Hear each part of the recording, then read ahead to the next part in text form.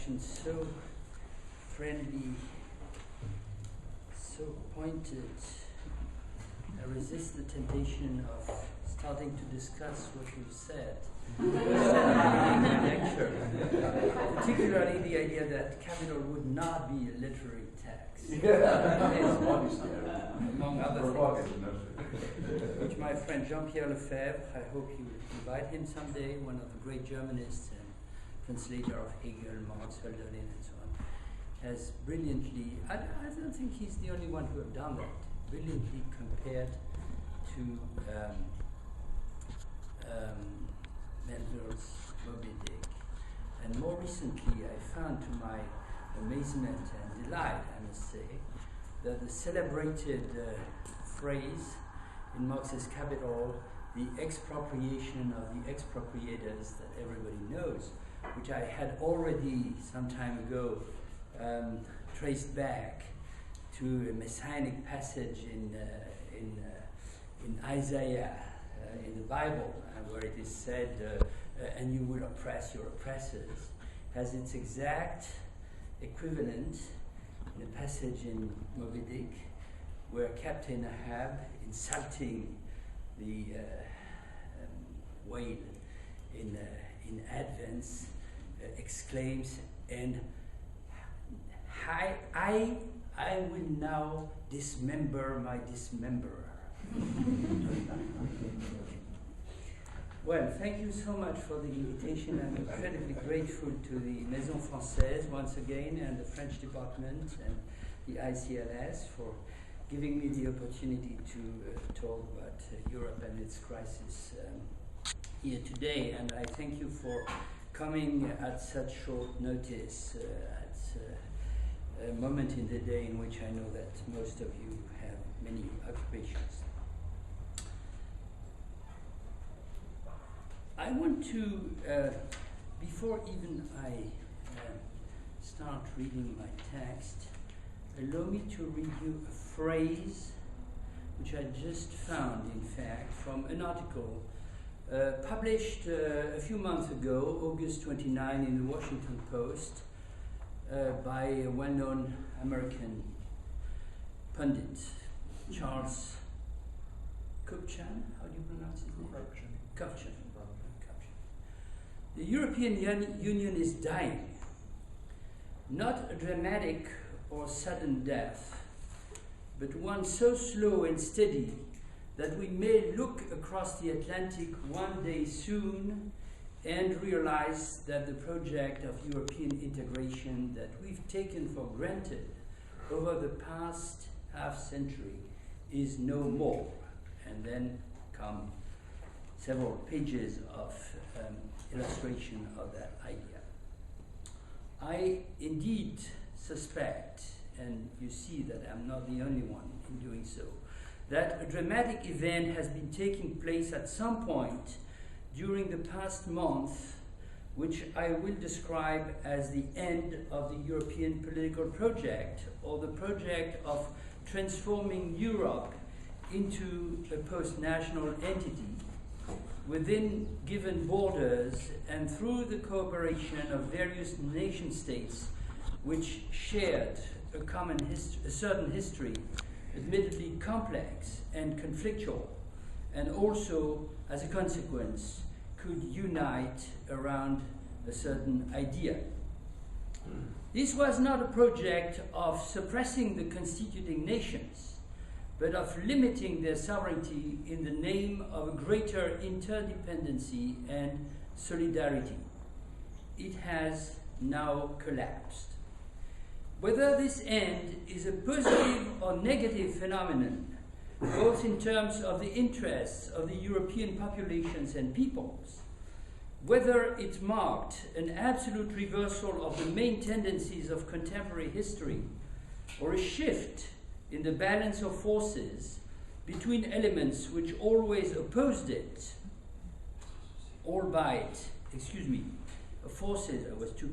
between elements which were in favor of the emergence of a new political entity called Europe or the European Union, and elements which always opposed it, albeit for different reasons and with different interests. or indeed a simple manifestation in the open of a situation which had already been there before, in particular at the moment of the failure of the grand constitutional project in 2005. Whether finally this end is just the end of a political project in the narrow institutional sense of the term, leaving in place and perhaps liberating the capacities of other elements of the European construction, such as the economy, the culture, the society, even the bureaucracy. Or it also means that all these elements will find themselves increasingly paralyzed and dissociated, which I tend to believe could be the case, but I certainly don't have any certainty in this respect. These are all questions that I offer for reflection and discussion, supposing that you could agree on the fact of the event itself, or the accomplished end of the European political project. But of course, there's nothing evident here. And since my conviction on this point was first formed in the moment of the so-called Greek crisis in the last spring, I will need first to return to my reflections at this time, which I expressed in the form of a set of theses published in the French web journal, internet journal Mediapart, and also partially on the English newspaper The Guardian, and now, if you are interested, to be found on the online journal Theory and Event, published by the Johns Hopkins University Press, Volume 3, Issue number 2 of 2010. Now, which thesis did I propose? The first thesis was that the financial crisis, whose effects were dramatically affecting the Greek budget, and as a consequence threatening the European banking and monetary system, was only a beginning. Within one single month, we had witnessed Prime Minister Papandreou's revelation of the real Greek debt, which had been there every day almost, new revelations about that, which had been manipulated by his predecessor with the help of Goldman & Sachs. The announcement of his country's inability to repay hugely increased credit interests. An expensive European rescue loan offered to him and his country on the condition of devastating budget cuts. All this soon followed by the downgraded rating of the Portuguese and Spanish debts, a threat on the value and the very existence of the euro currency, the creation of a European security fund worth 750 billion euros, the Central European Bank's decision against its explicit rules to bail out some sovereign debts in case of necessity, and the announcement of budget austerity measures in several member states. These were the latest episodes of a crisis, and local episodes, of a crisis which had started 2 years before with the collapsing of the US housing credit and which seemed to forecast others. Until today, they remind us that there is more than ever a risk of financial crash provoked by the huge amount of rotten stocks which have been accumulated over the last decade through the combination of unwarranted loans and the transformation of credit default insurances into financial products for speculation. The unrecoverable debts, like the blackjack in a card game, what in French we call the mistigris, are changing place and denomination. And the states, that is, the taxpayers, can't catch up indefinitely. The short-term speculation was now targeting the currencies and the public debts. The euro appeared, and perhaps still is, I'm not an expert, the weak link in the chain, and so did Europe itself. For many serious economists, there can be little doubt that catastrophic consequences are coming. The second thesis was that the Greek protest, popular protest, was and remains essentially justified. A first immediate effect of the toxic remedy applied on the Greek crisis was the angry protest of the Greek population. It is debated whether this should be seen as a coward denial of the population's own responsibility or a normal, healthy rejection of an unjust collective punishment. Leaving aside the criminal episodes which have interfered at some point, it seems to me that the protest of the Greek was fully justified for at least three reasons. First, we have been witnessing a completely insane denunciation of the whole Greek people, not only in European journals and forums, but also in other parts of the world, including the US. The corruption and the lies of the politicians, whose beneficiaries, as elsewhere, as everywhere, are essentially the rich, cultivating tax evasion on a grand scale, were blamed on the people as such, indiscriminately. Second, once again, the government had betrayed its electoral promises without any form of democratic debate. Lastly, Europe did not display any real solidarity towards one of its member states, but imposed on it the coercive rules of the International Monetary Fund, which protect not the nations, but the banks, and promise deep and endless recession. Most serious economists agreed that this would spread the crisis, possibly leading even more inevitably to a default of the Greek treasury. In any case, rising the already high rates of unemployment, especially if the same rules were imposed on other countries whose rating on the financial market could become downgraded at any moment. The infamous PIGS, Portugal, Ireland, Greece, and Spain, which incidentally was exactly what the Orthodox Party was asking for. The third thesis was that we should consider all these phenomena and tendencies not as the inevitable effects of economic constraints, more or less inevitable, but as politics which is hiding its name. The Greek were the first victims, but they can hardly be the last, of a politics of rescuing the European currency, whose strategic dispositions, mainly imposed at the time by Germany, but also backed by others, are first and foremost a general restriction of public expenses and, in addition, a rather mild control of speculation and the free movements of hedge funds and traders, already announced several times after the crisis of the subprimes and the actual or virtual crash of the US banks, of some big US banks in 2008.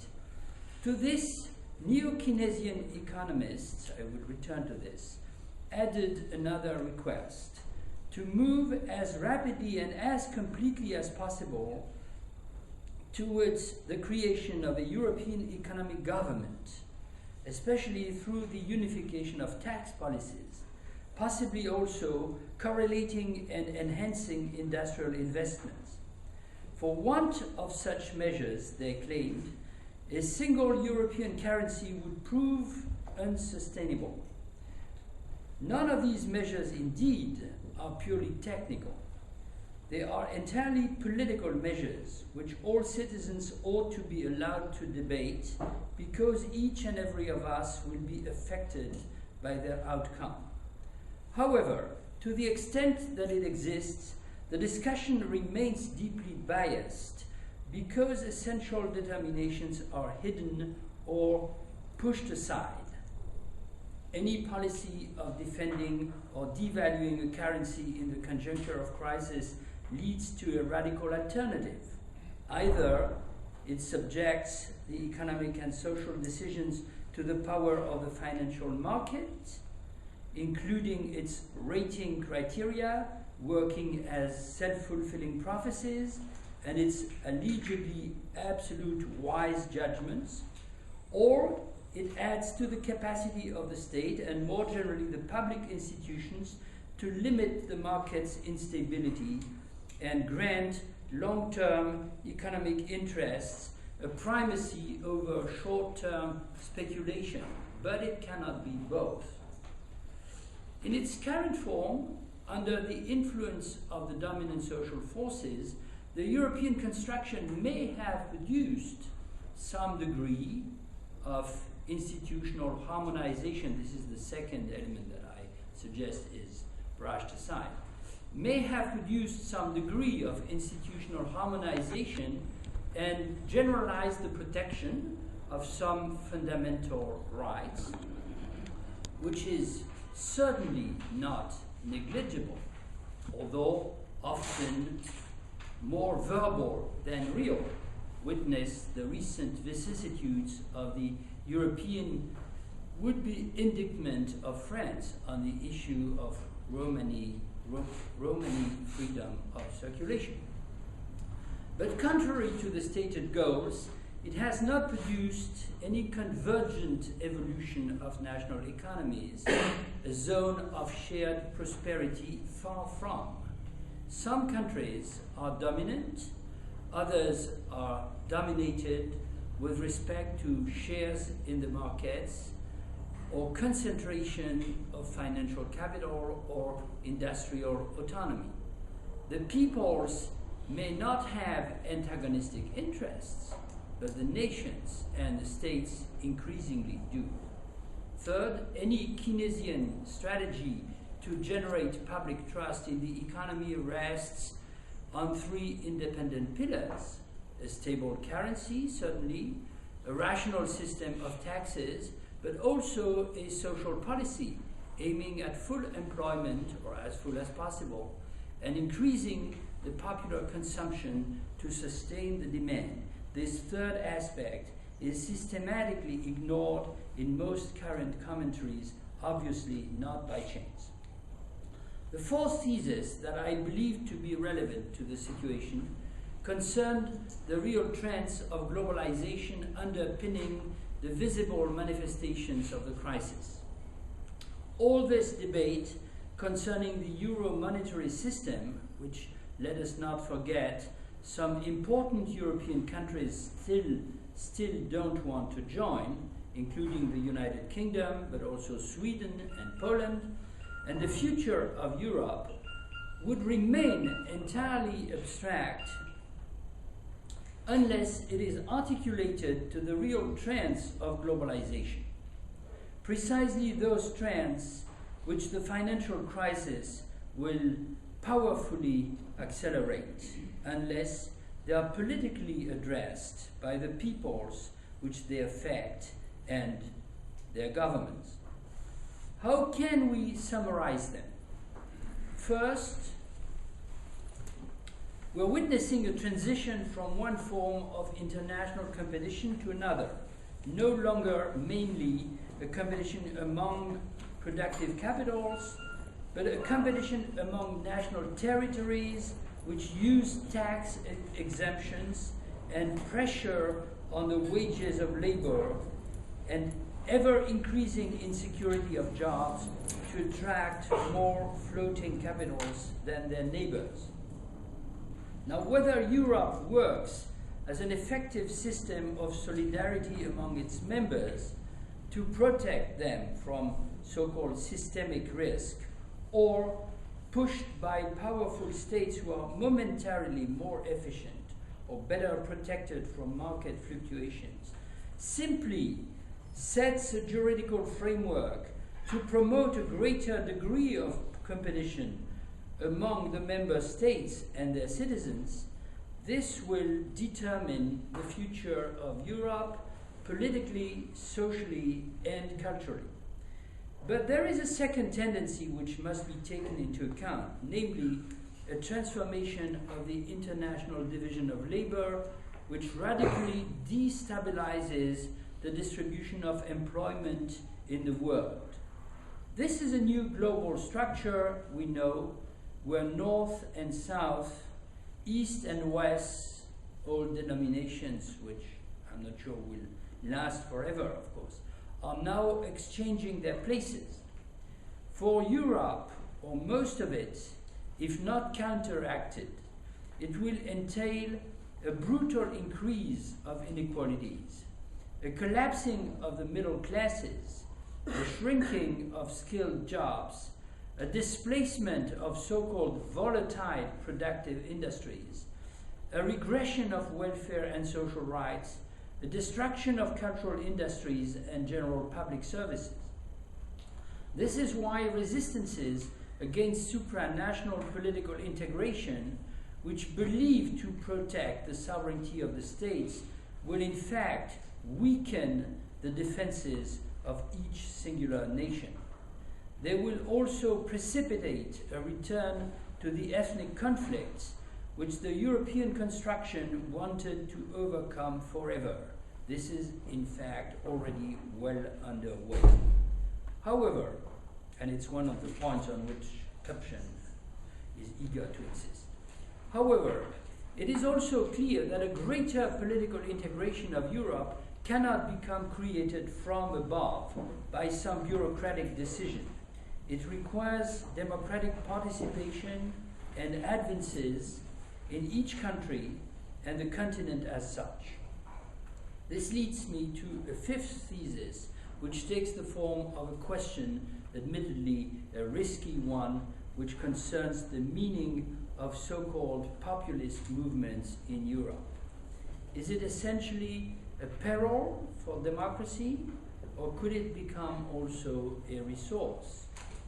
We cannot but ask the question, is this crisis the beginning of the end for the European Union, a construction that had started 50 years ago on the basis of an age-old utopia, but now proves unable to fulfill its promises?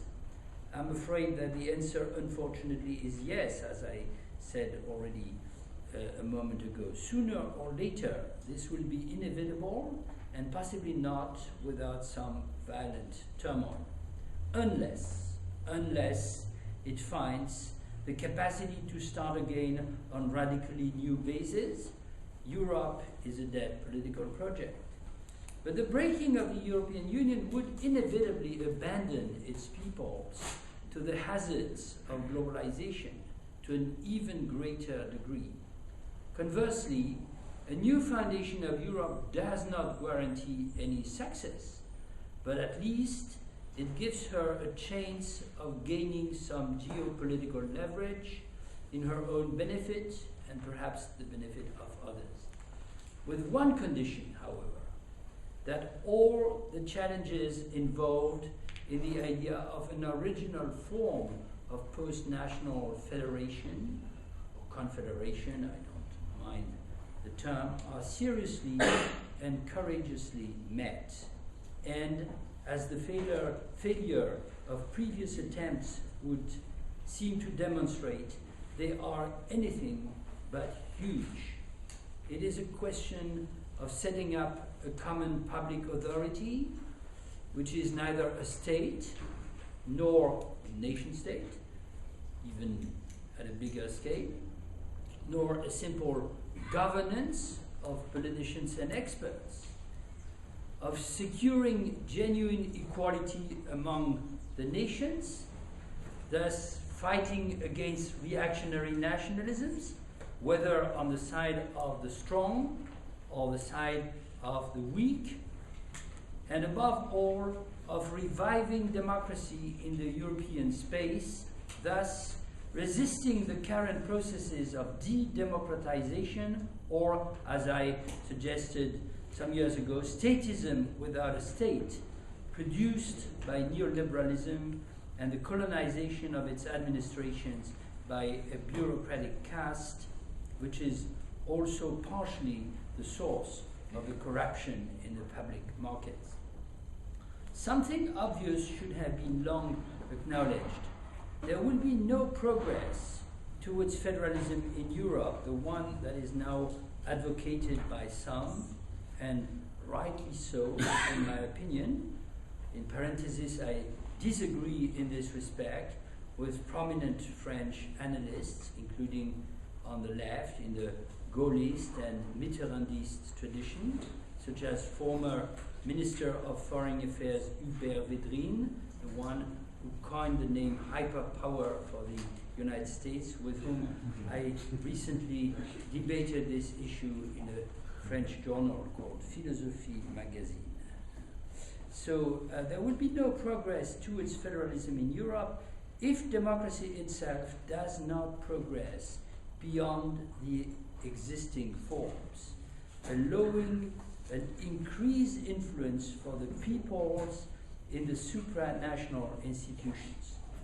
Does this mean that in order to reverse the course of recent history, to shake the lethargy of a decaying political construction, we need something like a European populism? In other terms, a simultaneous movement or a peaceful insurrection of popular masses who will be voicing their anger as victims of the crisis against its authors and beneficiaries, and calling for a control from below over the secret bargainings and occult deals made by markets, banks, and states? Yes, indeed.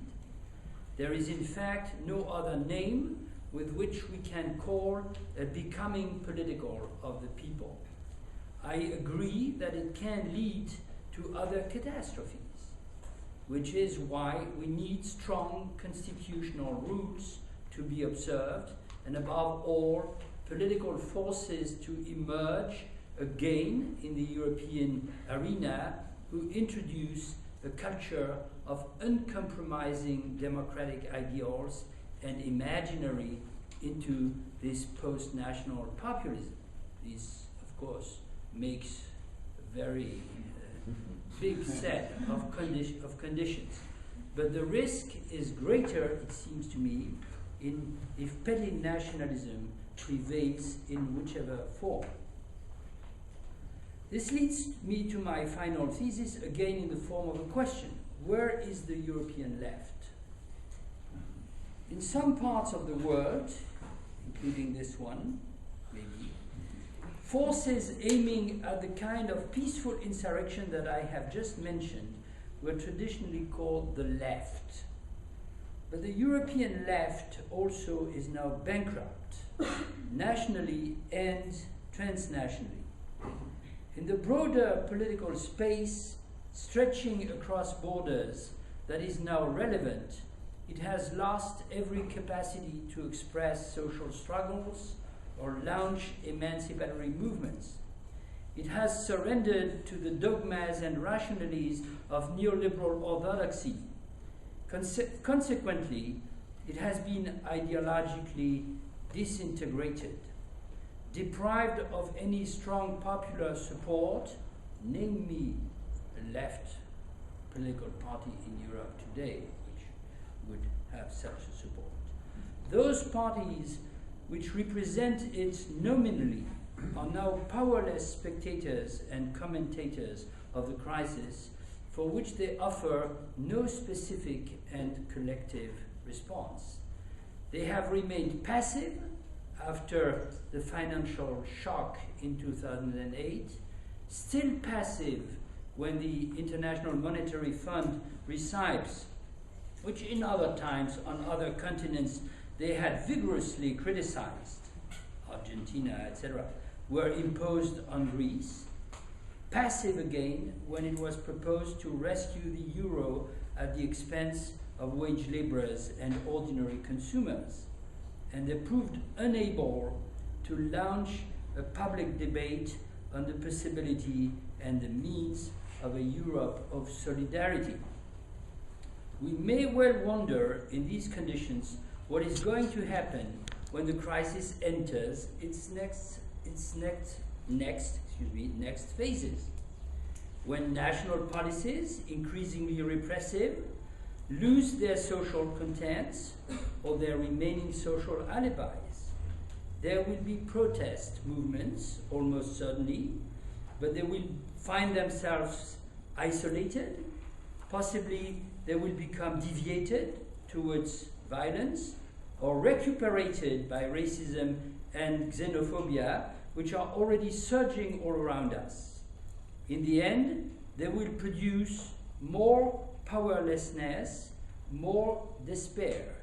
This is tragic, since the capitalist and nationalist right itself, now on the offensive, is also strategically divided.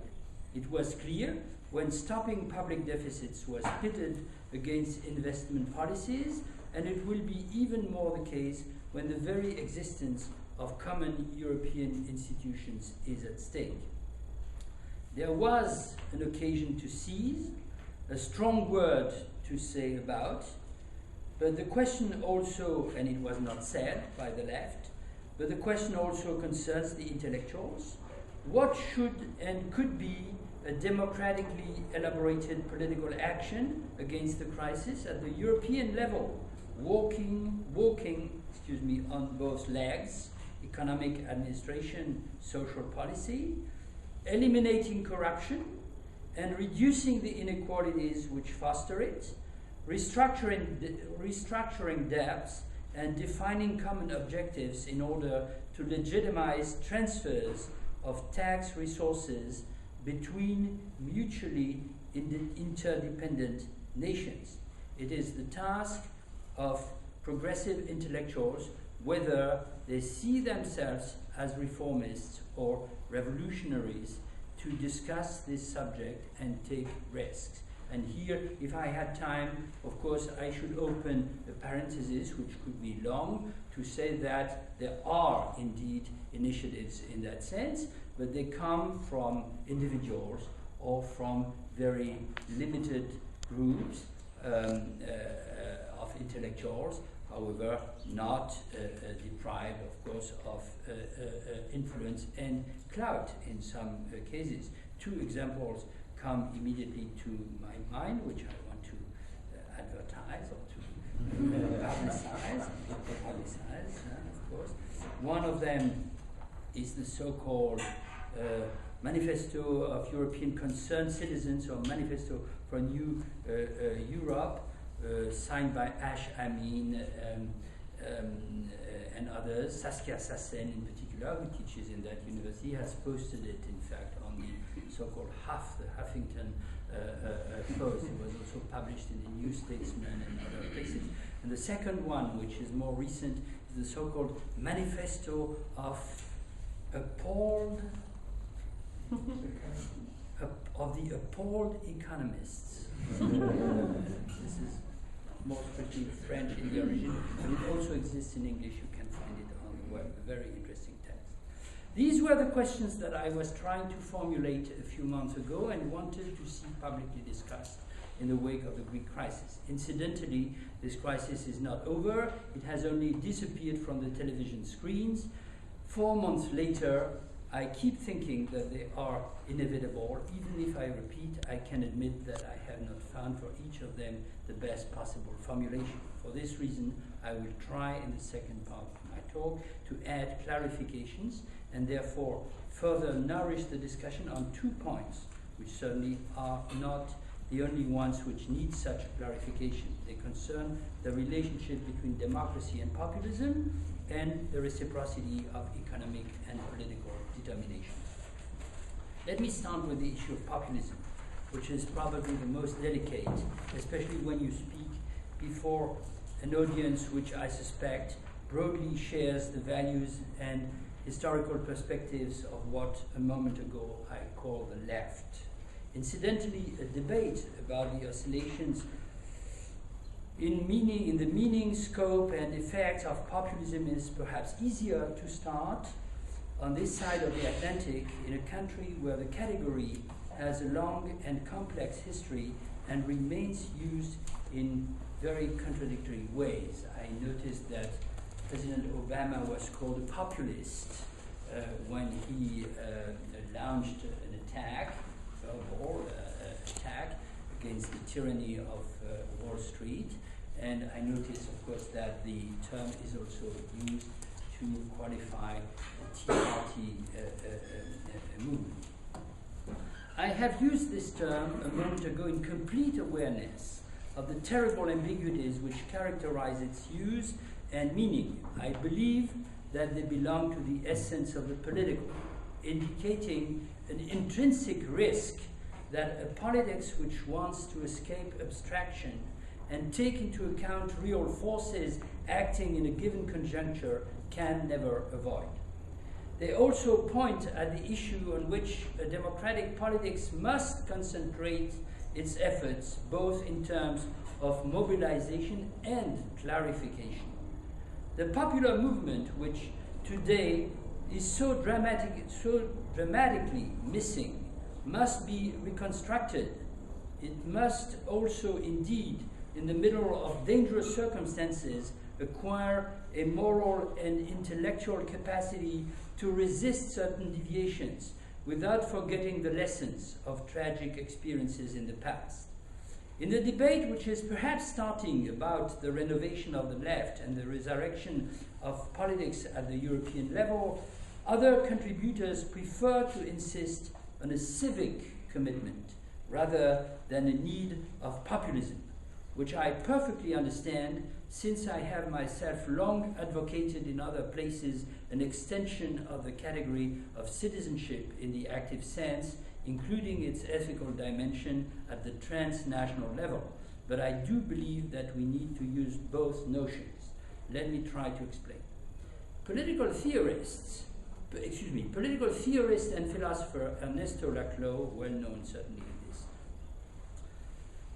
audience, has insisted that the dominant conception of politics stigmatizes the notion of populism, not only because of its association with nationalism and even racism, but because the political institution is viscerally opposed to any direct intervention of popular masses in the field of politics, which would, so we are told, distort the play of constitutional rules and put democracy itself at risk.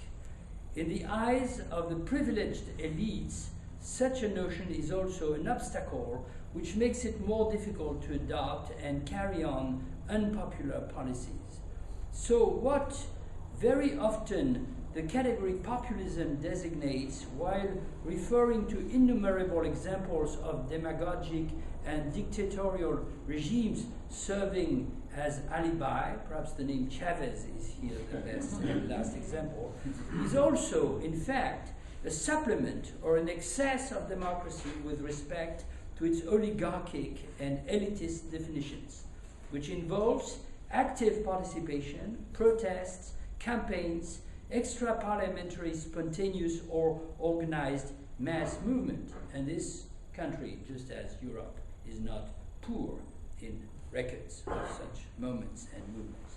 But in the absence of such movements, democracy soon becomes an abstract word, if not a mystification. Democracy requires the crystallization, the visibility of the demos or the multitude, in other terms, the majority, which it officially represents, not to suppress the parliamentary and representative institutions in general, the division of powers, the protection of individual rights and the rights of minorities, but to recreate an equilibrium of social forces, the possibility of a more egalitarian access to power, compensating the influence of economic power, wealth, social relations based on expertise and professional hierarchies, on family ties and academic solidarities, in short, on class membership. The current developments in our European countries, especially in the field of economic and social policies, eloquently illustrate the consequences of the complete imbalance of forces between the oligarchy and the majority. Nobody is really able to dispute the decisions which are proposed or imposed by governments or global or transnational administrations, whose main effect is to transfer onto the ordinary people the burden of debts which have been generated by the anarchic speculation on the markets or the irresponsible budgetary decisions of governments. This is generally designated euphemistically as a democratic deficit of our officially democratic regimes, which was blatant in the Greek case but is no less observable when other European governments, including the French, the Spanish, the German, the British, adopt austerity policies which are very far from the programs to which they had committed themselves at the time of the elections, in particular because they neglect the dramatic questions of poverty and unemployment. I should avoid misunderstandings here. Nobody who is serious will dispute the fact that critical circumstances may impose changes, even reversals of political orientations. But you cannot consider that it is democratic to carefully exclude the population from the information and the discussion when it comes to determining the content and the extension of the changes. Take the example of the conflict on retirement age and pensions today in France, which has equivalents in other countries. By the way, if you read this morning's New York Times, there is an editorial precisely on that. France, the unions, and fiscal reality would be worth discussing in detail. And what holds at the national level is even truer at the supranational or communitarian level, where some of the most decisive measures are taken. For want of a European democracy, including debates in the population and the emergence of parties in the broad sense, mobilizing citizens across the borders, what you only have are negotiations, not to say bargaining, among national governments and politicians who are much more interested in flattering the prejudices of their electoral bases than in encouraging their actual participation. We have to do here with a permanent flaw of the European Union. Perhaps it is not the only cause why the democratic life within each nation tends now to degenerate or become blocked, but certainly it does nothing to improve the situation.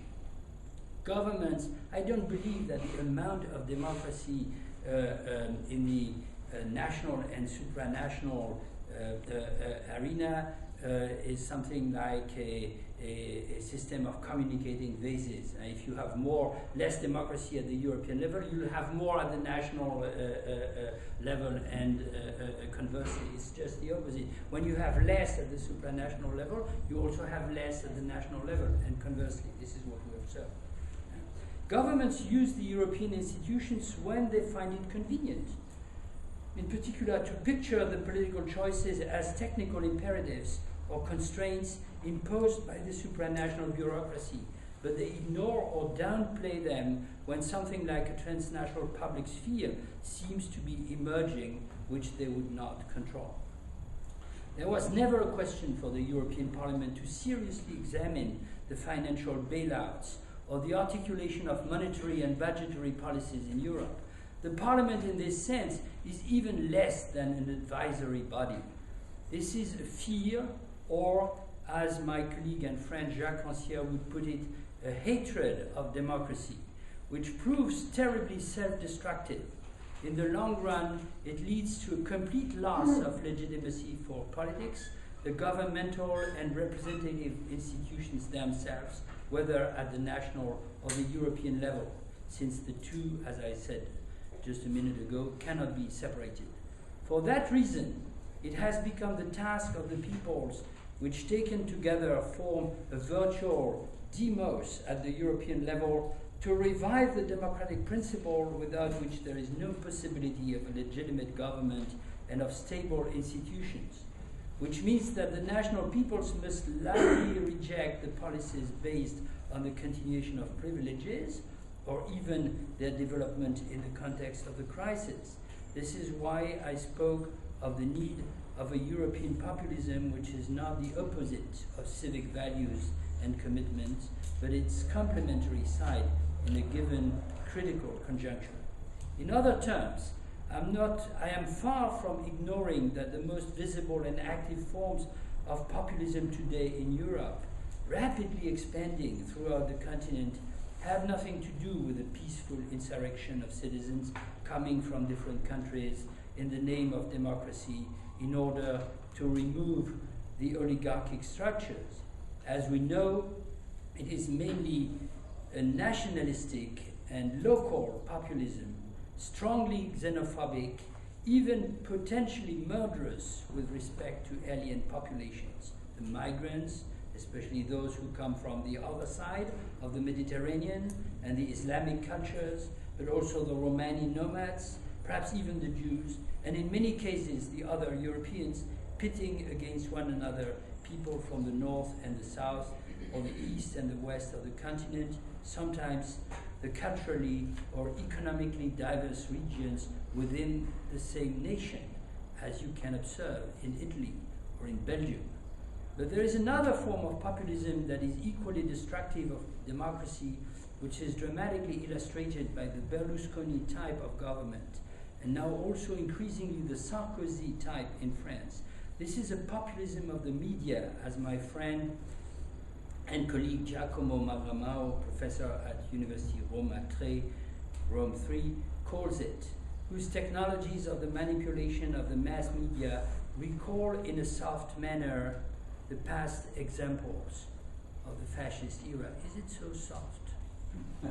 We too have the equivalents, of course, of your Rush Limbaughs in Europe. All these are reactionary populisms, echoing each other throughout the continent, which express the deep demoralization of popular classes and the middle class, but also result from cynical maneuvers of the ruling classes and ultimately the lack of a post-national perspective to confront the tendencies of globalization in an active manner and the shrinking of social movements against the absolute rule of profits. The question thus becomes, is it thinkable that they can be resisted and defeated only through a moral predication of humanist values, anti-racist lessons of history, a theoretical defense of the benefits of the rule of law and the liberal civilization, but without ever touching the mass inequalities and the crushing domination of corporate interests and financial networks? I don't believe so. On the contrary, I think that we need a genuine popular surge, which initially must take the form of a protest against the type of society in which the majority lives today. But I'm fully aware that there is a huge risk involved in such formulations, reason why I insist simultaneously on the need of a commitment to democratic principles and the need of a reformist program which does not limit itself to stigmatizing the oligarchies and their contempt for the majority, but opens constructive perspectives, especially in the economic and social realm. Do I have something like another 15 minutes, or is that busy? Yes? You agree? No, be sincere, because I could stop there. Okay. And leave my second point aside. Thank you. This leads me to discuss, always in the form of working hypothesis, the issue of the relationship between politics and the economy. The first difficulty here comes from the fact that if we are not professional political experts, we believe, nevertheless, to understand something of the political processes qua citizens, whereas most of us feel disarmed before the complexity of the economic choices. We're continuously led to accept simultaneously the idea that the economy sets the absolute condition of politics and that they belong to separated realms. But isn't this precisely an ideological representation? The dominant discourse has developed a whole series of categories to carefully hide a fact that the recent crisis nevertheless has brought back into the open. The fact that everything in the economy is political, just as everything in politics is economically determined. I'm not thinking here only of the broad preconditions or the after effects, but of the processes themselves and their intrinsic contradictions. They do not obey natural or mechanical laws. They consist of relationships of forces, and they open bifurcations, choices, if you prefer. Let me try and be more precise before I conclude by returning to the lessons of the conjuncture that I was evoking in relation to the Greek crisis and its origins. It is widely acknowledged that the political choices after the American subprime crisis have not cancelled the risk of financial crash, but disseminated them, in particular through transference of the debts from the private banking sector to the public treasury and the national economies. But this seems to involve more fundamental structural lessons which concern the articulation of state and capitalist market. A first lesson is that the crisis of public finances, be it in the case of Greece, or Spain, or Britain, or France, have nothing to do with a pure quantitative or budgetary calculus which would yield absolute, objective, indisputable results. In practice, it entirely depends on momentary decisions without a single decider, of course, made by the financial markets, the ratings of their agencies, Moody's, Standard & Poor's, and so on, their evaluation of the capacities of states to keep repaying the interests of their debts, and the rates of interest imposed on them when they need to borrow on the financial market in order to be able to continue paying previous interest. The more difficult it is for a country to face its obligations, the higher the cost of money becomes for it. As a consequence, there is a fluctuation in the debt of states which affects their autonomy, ultimately their degree of sovereignty. The states are rated by the financial markets as private firms or communities would be. Now the markets are anything but an impersonal and disinterested mechanism. They're largely controlled by great banks and speculative funds, or in any case, for want of real regulation, they mainly serve their interests. In that sense, banks and hedge funds have become political actors in the strong sense, quasi-sovereign actors, in fact, since they can impose to states, central banks, and governments the terms of their economic and monetary policies, social also. Clearly, this has devastating consequences on the capacity of traditional political bodies, such as peoples or nations of citizens, to choose and determine their own development. It would seem that the only country today in the world which partially escapes this inverted relationship between the public and the private is the virtually hegemonic Chinese empire, but certainly not the United States of America. Renowned French economist Michel Aglietta has recently insisted that there is no conciliation possible between the two opposite logics of the regulation for the regulation of financial markets. But others concur with him on the same point. Either the public authority imposes rules of precaution and transparency on the speculative operations, or it is the unlimited demand for liquidities which produces a quasi-absolute deregulation. But there is no middle. This is a political alternative in the field of the economy through the intervention of finance, which can be properly compared to a conflict of rival sovereignties. A crucial observation in this respect, however, is that in the current age of globalization, the public authority which is likely to regulate the financial operations and control the banks in the public interest is not necessarily the nation state or its stock exchange regulating agencies. Of course, there are states which prefer to completely serve the logic of the market, particularly to keep their function as international places of trade. One thinks of the City of London, and they would never call this officially a retreat in their sovereignty. On the contrary, they present it as a form of resistance to the abusive intrusion or imperialism of the Brussels authorities. But above all, there is this difficulty which Europe clearly does not solve, namely the fact that even wealthy nation states are no longer in a position to effectively regulate the markets by themselves, isolated from one another. Supranational or transnational regulations with a power of control and coercion would be necessary, which nobody either knows how to install or wants to install. There's a European Central Bank, but there's no European equivalent of the SEC. But there is another face to this competition among states on the background of a globalization process dominated by financial logics, which also affect the relationship between the national policies aiming at developing the competitive power of territories, their capacity to attract floating capital, and the level of social inequalities.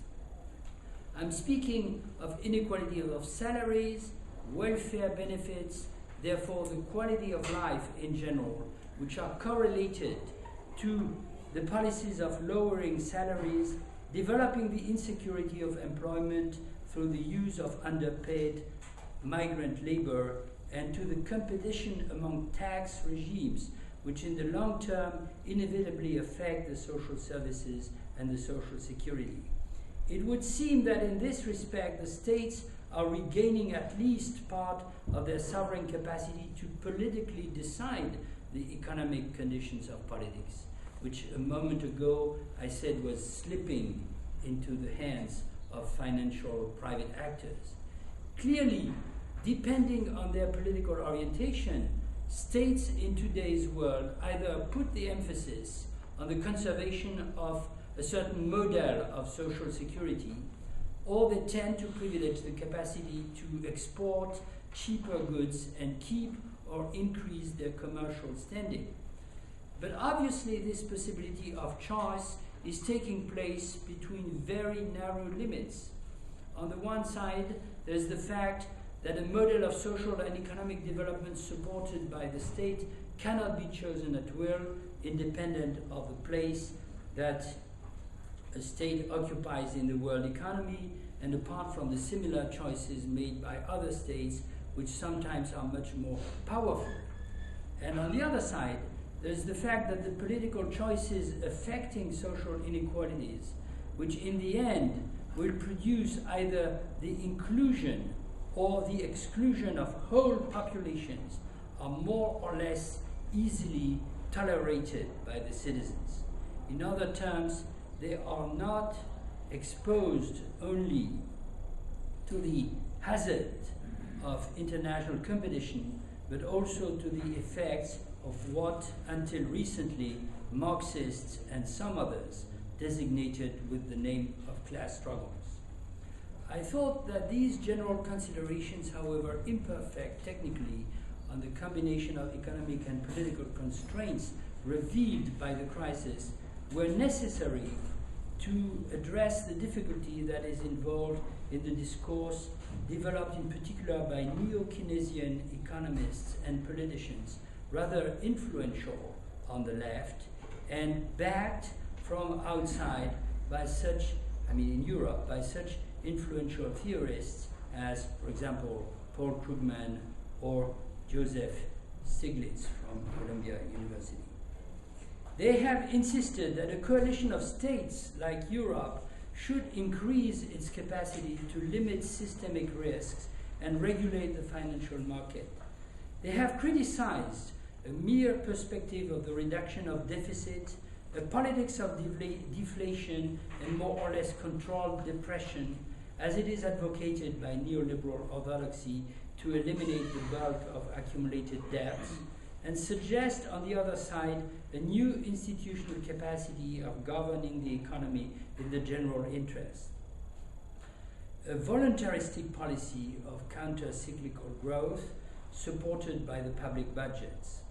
My feeling is that such proposals, which certainly are not absurd and would be in the interest of the majority, are very difficult to implement conceivably without a radical break with the existing regime of political and economic power, which, seen from the angle of democracy, I called oligarchic a moment ago. The fact is that the real power is now again largely displaced out of its official, juridical, administrative, and parliamentary sites. What the fashionable term governance mainly covers is the development of a shadow constitution of power, which was best illustrated by the way in which the IMF and certain European governments cooperated in the definition of the financial rescue plan imposed on the Greek government and people. But it is equally difficult to implement these reformist policies if a tendency towards increasing inequalities among populations keeps developing as a consequence of globalization, not only outside the European continent, but now increasingly inside its limits, both in terms of national territories and in terms of regions and sectors or sectors of activity. You cannot think, in fact, that you will increase the degree of competition among the European populations without also inevitably increase the level of inequalities, potentially disruptive, as they are apparently framed in national categories. Ultimately, the political changes required to implement reformist economic policies are so radical that two conclusions are possible. Either a neo-Keynesian perspective, including in particular a conservation of the welfare, the existing welfare system, or what remains of the welfare system, is a complete utopia in the framework of neoliberal globalization as we observe it today. Or reformist policies are indiscernible from a break with the capitalist system, in other terms, a revival of what I would call, with a clin d'oeil to my friend Alain Badiou, the socialist hypothesis, albeit with forms that remain to be invented, in particular to eliminate the specter of socialism in one country, which is still looming. Now, I have little doubt personally that regulatory ideas and ideals with a socialist or even a communist character are needed to invent a policy or a program which would counter the domination of financial capital on the economy and the social life, particularly if we refer the idea of communism to its etymological root, the notion of the common interest, common good, action and thinking in common, as suggested today, among others, by Antonio Negri. But I would not like to enter speculations on this theme, which I don't think has much immediate utility.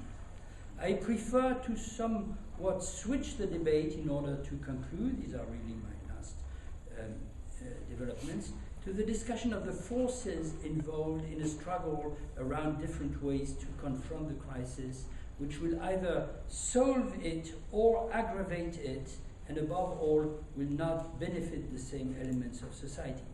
This, in a sense, will take me back to exactly the same issue of democracy and populism that I had discussed a moment ago, albeit from a different angle. I said that the specter of the class struggle is more than ever hovering over the transformations of the relationship between the state and the market. However, it seems to me extremely unlikely that the forces or the camps confronting each other in a political battle for democracy involving antithetic kinds of populism could be described simply as classes in the traditional Marxist sense, or even as class alliances, as post-Gramscian theorists like Nikos Poulantzas suggested some 30 years ago. But they can also not become pictured in terms of an apocalyptic antithesis between entities like the empire and the multitude, or a mass of the people who would just be awaiting a political program or an ideological symbol to revolt against the tyranny of Wall Street. Things are more complicated, it seems to me. And for that reason as well, the political perspectives are much more uncertain, which is one of the reasons why a leftist imaginary for which the binary representations of social conflict are quasi-foundational finds itself so disturbed and disarmed, which in turn tends periodically to precipitate the socialists or the social democrats into the traps and the dead ends of the so-called third ways. Why is it not as simple as a binary concept of antagonistic forces would suggest? It is not, I believe, because the masses have been mystified by dominant ideologies like nationalism or religion, fundamentalism, if you like, however misleading and damaging or nuisible. What's that? You said that in English? Nocive. They can be. It is also not because here and there the state and more generally the bureaucracies, not to forget the powerful corporations, create networks of dependency or corruption which profoundly permeate the society and destroy the civic spirit, although it would be silly to deny that this phenomenon is very real. But I think that a much more decisive factor comes from the fact that the life of the mass or the multitude is profoundly integrated in the fabric of financial capital. From the point of view of its employment, more or less precarious, its daily conditions of life, its consumption, its culture, its survival in the complete sense of the term. Some of our contemporaries use the term biopolitics to designate this dependency, but it would be another discussion. To say that there is integration is not to say that there is no antagonism, that the material interests of the masses are the same as those of financial capital or represent a minor function of them. It is to reject the old idea that of the financial capital as a parasitic capital, a notion that was developed in the 19th century as a reaction against the scandals of financial speculation, which have indeed their equivalent today on an even larger scale, and under the influence of the productivist ideology of the Industrial Revolution, which Marxism, in fact, largely shared. What the subprime crisis demonstrated in particular was the fact that the most elementary conditions of life, what to parody Agamben I'm tempted to call bare life, such as housing for the poorest members of the population in the United States, but also in Britain or other countries, is immediately dependent on the access to credit facilities, which itself forms the large and largely fictitious basis of the speculations of the banks and insurance companies, so that individuals and masses of individuals who are excluded, rejected into the margins by the system, are also, in a sense, even more tightly integrated into it. We could borrow the expression inclusive exclusion proposed in other contexts. Or to quote another recent example, when the behemoth of oil industry called British Petroleum was threatened with penalties by the US administration because it was held responsible of the ecological catastrophe in the Gulf of Mexico, as soon as the market value of its stocks seemed to vacillate, the huge pension funds which owned these stocks rang the alarm bell and could present themselves as speaking in the interest of the ordinary people. To describe all these facts, we could use the expression that Marx had coined in a marginal corner of his manuscript preparatory for Das Kapital, but left largely unemployed, that of the real subsumption of the workers and more generally the population under the process of accumulation of capital. This became really significant and altered the patterns of social conflict only when the primacy of industrial capital was replaced by the primacy of financial capital, and the latter had established an intimate association with the structures of mass consumption, covering the life and culture of the whole population, including the poor. It is always on the side of the poor that there is money to be harvested for the rich, even if the poor have no money, only debts. Which consequences are we going to derive from this hypothesis? First of all, it seems to me the conclusion that there is no exteriority of the interests of capital and the interests of the population, an idea that is still shared by many reformists who are not radicals or communists themselves. Again, this does not mean that there is no antagonism or no contradiction, but antagonisms are not vertical. They are traversing the forms of life, the patterns of activity and consumption, the interests, and accordingly the forms of consciousness of the social groups. There is a struggle undoubtedly, but which does not so much separate pre-existing groups, defined in quantitative terms, than antagonistic ways of socializing or collectivizing the interests of individuals. And to some extent, these individuals are the same. They belong to the same classes, or the same nations, or the same professions. Each time, incompatible ways of governing the society with an economic, a political, and also a moral dimension are involved.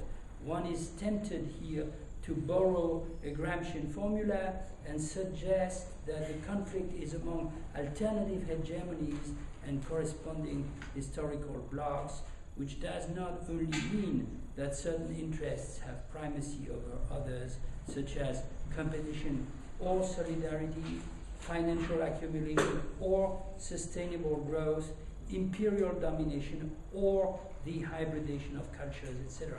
But that individuals and social groups can make a choice between different ways of life, different modes of survival. Of course, this kind of choice is not really free. It heavily depends on the conditions created by the place where you are located in the world, which is itself highly conflictual and hierarchic. Whether Europe, not giving in advance any specific limit to that, the extension of that name, could prove to be the place or one of the places where a similar choice remains meaningful, is something I'm not able to decide myself, of course. Thank you very much.